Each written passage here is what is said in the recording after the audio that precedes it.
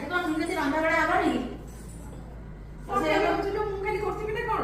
ଆଉ ଫୋନ ଦେଖ ମୁଁ ତ ସକାଳେ କରିଥିଲି, ତମେ ଯାହା ସାମ୍ନାକୁ କହିବ ମୁଁ କରିପାରିବିନି। କରିବନି? ନାଇଁ ମୁଁ ଅବିକା କରିପାରିବି। ମୁଁ ଖାଲି ଏକଲା କରିଥିବି ନା କଣ? ମତେ ଖାଲି କହୁଛ ବସିବି। ଆଲୋ ଲକ୍ଷ୍ମୀ ଆଜି କଣ ହବନି ରନ୍ଧା ବଢା? କଣ କରିବି ବସିକି? କିଛି ଭଲ ମା ଆଇ କଣ ରିଲ କରୁଛି ତା ଆଗ ନାହିଁ। ଆଜି ଟିକେ ତମେ କରିବେ। ଆଉ ତାକୁ କହିଲେ ମନା କରୁଛୁ, ତୁ କଣ ଆଜି ତ ଜାଣିନ କି ଆଜିକାଲି ଯୁଗ କେମିତିଆ। ଆଉ ଖାଲି କଣ ଖାଲି କାମ କରୁଥିବ, ଆଉ ନିଜର ଗୋଟେ କିଛି ବି ନାହିଁ ବୋଧେ। ତମେ ଯାହା ତାଙ୍କୁ କୁହ, ନହେଲେ ତମେ ଆଜି ଟିକେ ଗୋଟେ ଦିନ ତମେ ଆଜି ଆଡଜଷ୍ଟ କରିଦିଅ, ତାଙ୍କୁ ଦେଇ ଦେଇଥାଅ। କଣ ମୁଁ ବୁଢୀ ଲୋକ ମୁଁ ରାନ୍ଧିବି ତମେ ଖାଇବ? ତମେ ନାତ ଦେଖିବ ଫୋନ ଦେଖିଲି? ଆଉ ନହେଲେ କଣ କରିବ? ନହେଲେ କାଲି ଗୋଟେ ଲୋକ ରଖ ନହେଲେ। କିଛି ବୋଲାଲୋ ମା ଏ କେହି ମାନୁନାହାନ୍ତି ଆଉ। କିଏ ଶୁଣୁଛୁ ଏମାନଙ୍କ କଥା? କିଛି କହିଦେବେନି।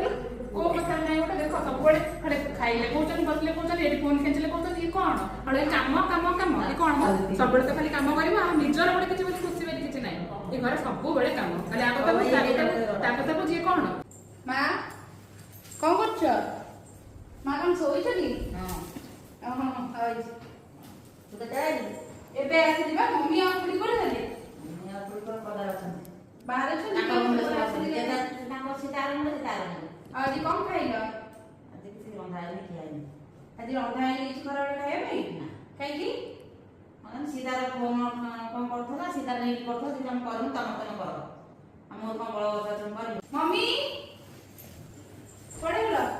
କଣ ହେଲା? କଣ କରୁଛ? ତୁ କେତେବେଳେ ଆସିଲୁ? କେତେବେଳେ? ଏବେ ଆସିଲି। ଏବେ ଆସିଲୁ? ହଁ। ଏଇ ଆମ ଝିଅ କେତେବେଳେ ଆସିଛି? କେତେବେଳେ ଆସିଲ? ଏବେ ଆସିଲି। କଣ ମା କିଛି ଖାଇନାହାନ୍ତି କହୁଛନ୍ତି? ଖରାବେଳେ ରୋଷେଇ ହେଇନି? ନା ସକାଳେ ତ ରୋଷେଇ ହେଇଥିଲା ତ ଆଜି। ନାନୀ କରିଥିଲେ ବା। ଖରାବେଳେ ତ କିଛି ରୋଷେଇ ହେଇନି କହୁଛନ୍ତି। ମମି ସକାଳେ ଚା ଦେଇଥିଲେ, ସକାଳେ ଚା ଦେଇଥିଲେ। କହିଥିଲି ସେ ଆଉ କରୁନି। ସକାଳେ ଫୋନ ଦେଖୁଥିଲି, ମୁଁ ତାଙ୍କୁ କହିଲି କି ଆଜି ତମେ ଟିକେ କରିଦିଅ। ବଢିଆ କଥା।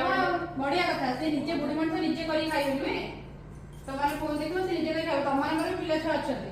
ଭବିଷ୍ୟତରେ ତମମାନେ ବୁଢୀ ହେଇଯିବ, ତମ ବୋଉ ମାନେ ଏମିତି ତମେ କହୁଥିବ, ସେମାନେ ଶୁଣୁନଥିବେ, ତମକୁ କେମିତି ଲାଗିବ? ଭଲ ଲାଗିବ?